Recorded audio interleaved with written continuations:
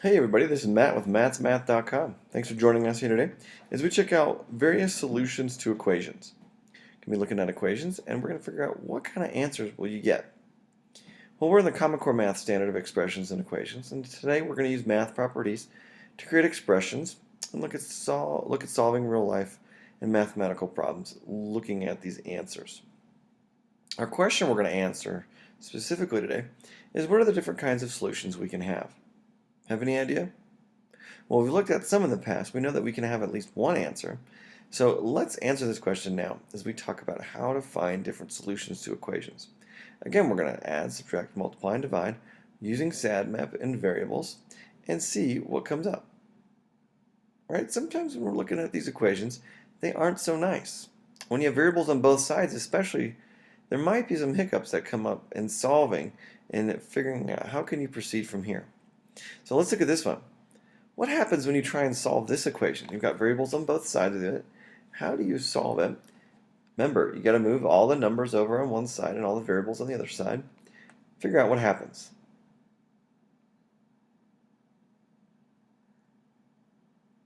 Whoa, did you get something weird? Yeah, if you bring this minus 4x over to the other side, that becomes plus 4x. All right, and then you bring that plus 7 over by subtracting it. You end up with negative 4 equals 0.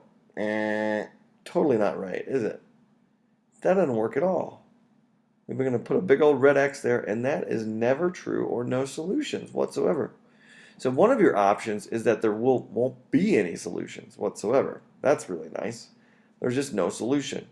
It comes up short, and then bam, some random number equals 0 or 1 equals 2, and as far as we know, that doesn't work. Why don't you try this one? Remember, do the distributive property that negative 2 times the 2x and the negative 2 times the minus 3 and see what happens.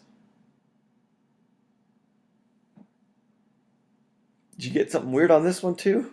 Yeah, well if you take the negative 2 and multiply by each of those, you get 6 minus 4x equals negative 4x plus 6. Well, again, let's move the variables over to one side. We'll move the minus 4x over by adding 4x, and then move that plus 6 over by subtracting 6. And now we get 0 equals 0. Well, duh. That's always true. 0 always equals 0. And you know what that means? That means you can plug in any number you would like, and it's going to work out. This is always true. Infinite amount of solutions. So far, you can have no solution, you can have an infinite amount of solution, and like we've looked at in the past, you can have one solution. All right, why don't you solve for x on these guys and see what kind of solution you get, whether it's infinite, one solution, or no solution. Get some practice here. Some of these you should just be able to look at and say, hey, this is going to be infinite, or this is going to be no solution, no way. Like this first one. What number equals that same number and you subtract it by 2? Totally not possible, right? You take a number, and you take that same number, and you subtract 2 from it, and you get the same number you started with?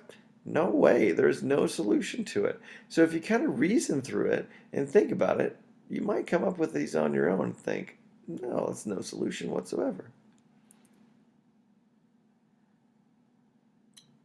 All right. Well, the first two were no solution. Third one was negative 7. It actually did have a solution, and 4 and 5 were infinite amount of solutions.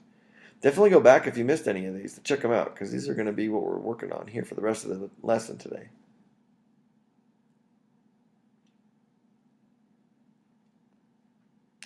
All right, so there are three major types of solutions.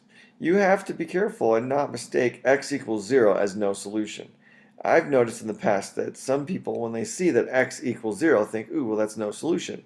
No, actually it is a solution. X equals 0 means that x equals 0, not that there's no solution. Still means that there's 1, okay?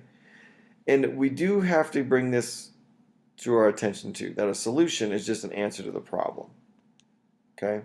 It's an answer to the problem. I want you now to come up with an example for each of these types of solutions. Make one up on your own.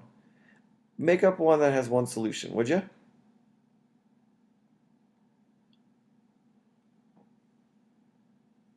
Here's my example. 0 equals x plus 2. Right? Bring the 2 over to the other side, and x equals -2. That's it. What about 2 solutions? Any idea how to make one that has 2 solutions? It's tricky. We've never talked about it. Well, it's going to look something like this. It's going to have x and then multiply it by x and something else. So your answer here is this could be 0 and this would be -2. So you got 2 solutions there. What about no solutions? Come up with one that has no solution whatsoever. Make sure you have x in there and an equal sign. Probably best to have x's on both sides of it.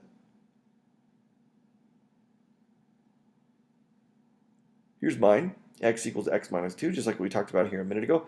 You can't have a number and then subtract 2 from it and get the same exact number. No way, not possible. What about x equals 0? Give me an equation where x equals 0. And don't put x equals 0. All right, something like this. X plus 2 equals 2.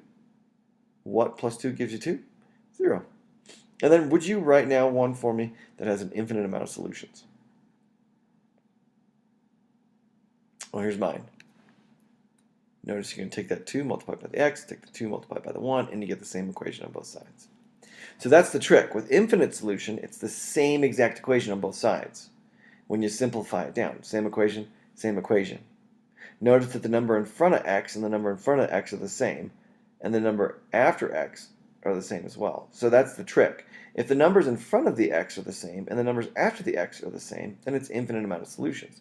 Whereas here, if the number in front of the x is the same and the number after the x is different, it's no solution. That's kind of a cheat that you'd be able to use for the rest of your lesson here today. Same here, same x, but different numbers being added or subtracted on the end. Whereas here, it's the same x, and then the same number at the end in here as well. So it's infinite amount of solutions. Why don't you do this? Look at these problems and see if you can tell it just by looking at it whether it's going to be no solution, one solution, or an infinite amount of solution. If you can't do it just by looking, great. That's the idea. We're getting here. Now, then once you do that, solve for the variable and see if you were correct.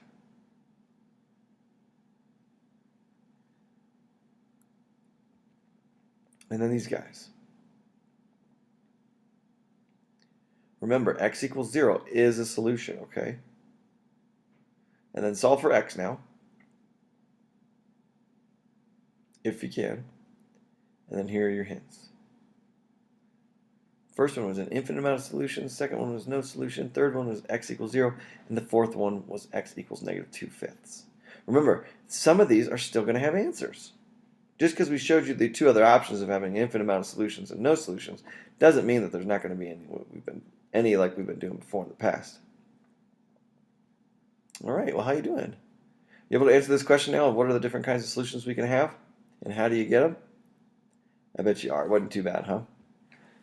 Well, that's it as we talked about how we can find various solutions to different equations. This is Matt from mathsmath.com. Thanks for joining us. Check us out on Facebook at Solving Maths Problems or on Twitter at Maths Math, and enjoy math.